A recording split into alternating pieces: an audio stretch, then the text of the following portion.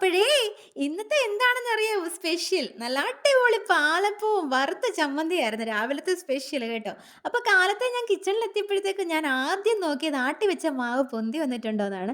അപ്പോൾ ഒരു ചെറിയ സന്തോഷം തോന്നി. എന്തെന്നില്ലാത്തൊരു മനസ്സുഖം. എനിക്ക് മാത്രമല്ല, എന്നെപ്പോലെ ഇതുപോലെ മാവ് ആട്ടി വെച്ച് കഴിയുമ്പോൾ കാലത്ത് ചെന്ന് തുറന്ന് നോക്കുന്ന വീട്ടമ്മമാർക്ക് എല്ലാവർക്കും ഉള്ളൊരു ടെൻഷനാണ്. ഈശ്വരാ അത് പൊങ്ങി വന്നിട്ടുണ്ടോ എന്നുള്ളത്. എന്താണെങ്കിലും നല്ല അടിപൊളി പാലപ്പം തന്നെ റെഡിയാക്കി എടുക്കാൻ പറ്റി. അതിനോടൊപ്പം തന്നെ ഞാൻ പറഞ്ഞില്ലേ ദേ വറുത്ത ചമ്മന്തിയാണ് ഞാൻ ഇപ്പോൾ ഉണ്ടാക്കി വെച്ചിരിക്കുന്നത്. ശരിക്കും പറഞ്ഞു കഴിഞ്ഞാൽ നമ്മൾ കടലക്കറിയും, മുട്ടക്കറിയും അല്ലെങ്കിൽ വെജിറ്റബിൾ കറിയും അങ്ങനെ ചിക്കൻ കറി എന്നൊക്കെ കൂട്ടി കഴിക്കുന്നതിനേക്കാളും അടിപൊളി ടേസ്റ്റാണ് കേട്ടോ ഇങ്ങനെ ചമ്മന്തി കൂട്ടി കഴിക്കുമ്പോൾ. നിങ്ങളിങ്ങനെ ട്രൈ ചെയ്തിട്ടുണ്ടാകണം. ഒരുപക്ഷേ ഇത് ഒട്ടുമിക്ക ആൾക്കാരും ട്രൈ ചെയ്തിട്ടുണ്ടാകും. കാര്യം അതിൻ്റെ കൂടെ ഒരു കോമ്പിനേഷൻ ആണല്ലോ.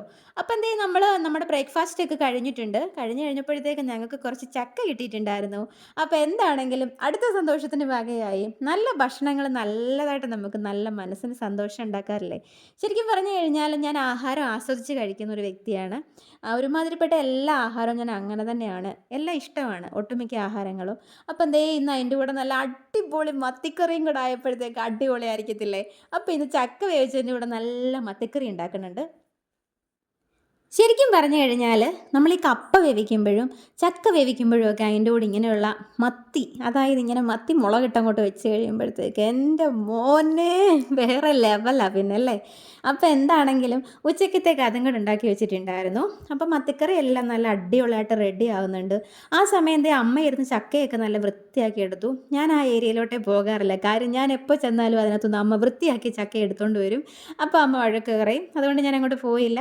അപ്പോൾ ഉച്ചയ്ക്കായി ഞങ്ങളെല്ലാം അടിപൊളിയാക്കി റെഡിയാക്കി വെച്ചു. അപ്പോൾ എന്തേ നല്ല അടിപൊളി മത്തിക്കറിയും ചക്കയും കൂടെ ഞാൻ കഴിക്കുകയാണ് കേട്ടോ. അപ്പോൾ എന്തേ ഒരു സൈഡിലിരുന്ന് അമ്മയും കഴിക്കുന്നുണ്ട്. അമ്മ മോരൊക്കെ ഒഴിച്ചിട്ടാണ് കഴിക്കുന്നത്. ശരിക്കും പറഞ്ഞു കഴിഞ്ഞാൽ അത് കണ്ടപ്പോൾ എനിക്കും തോന്നി കുറച്ച് മോരൊഴിച്ച് കഴിച്ചേക്കാമെന്ന്. അപ്പോൾ ചക്കയും മത്തിക്കറിയും മോരൂടൊക്കെ അങ്ങോട്ട് പെരട്ടി അങ്ങോട്ട് അടിക്കാമെന്ന് കരുതി.